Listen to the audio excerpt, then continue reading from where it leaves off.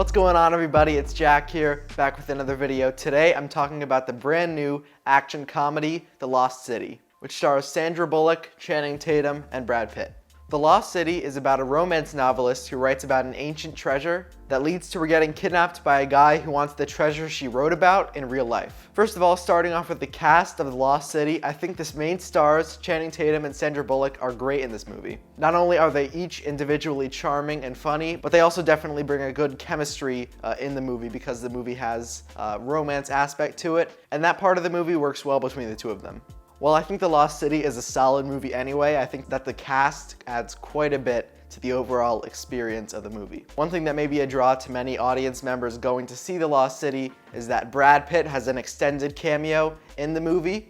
And when he's on screen, it adds a lot. He's really funny during his cameo. It's not as short as like a small cameo. It's more like 10-15 minutes of screen time. But when he is on screen, he adds quite a bit to the overall viewing experience. And Daniel Radcliffe, who plays the villain here, is also very good. He's part of a big family of famous people, and he's looking to sort of get his mark on the world, no matter the cost or the means to do so. And he does really good here. I haven't seen Daniel Radcliffe in many capacities on the silver screen apart from Harry Potter, but I thought in The Lost City, he was really charismatic, interesting, and added a lot to the movie. Overall, The Lost City was surprisingly charming, well-written, and funny. Going into watching this movie, I didn't have huge expectations. I had seen the trailers, and they didn't look that great to me. However, The Lost City has a lot of laughs to offer, and for the most part, the dialogue is snappy and moves at a good pace. The Lost City definitely falls into quite a bit of action movie cliches, which I can't really give details on because I would be giving spoilers about the plot of the movie. But I think it's okay because the entire movie is sort of about a person who writes books and sort of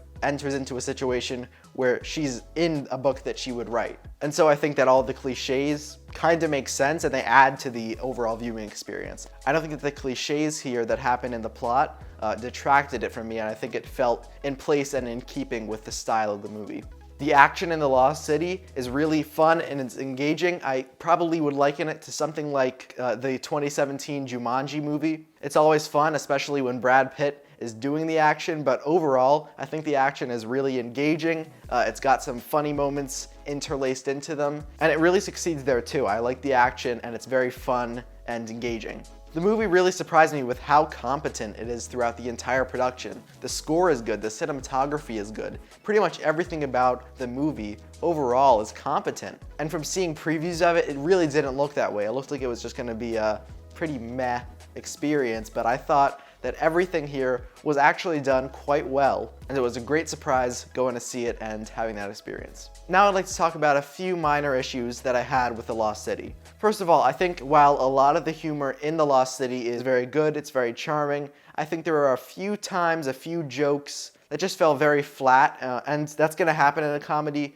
but there was one character in particular who detracted from the viewing experience. For Sandra Bullock's character, she has a sort of a social media influencer who's sort of posting things online for her.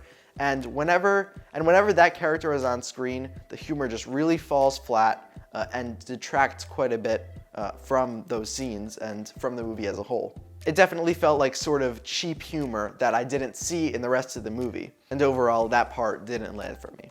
Another small thing is that I thought that at a few times during The Lost City, the dialogue felt just a little bit romance movie cliche. It felt a little too heartfelt, a little too sort of like my heart is gushing, like that sort of thing. It was a little too much at times. Overall, it was handled quite well, but there were definitely a few times where the dialogue and a little bit the performances felt slightly overdone and a little sappy.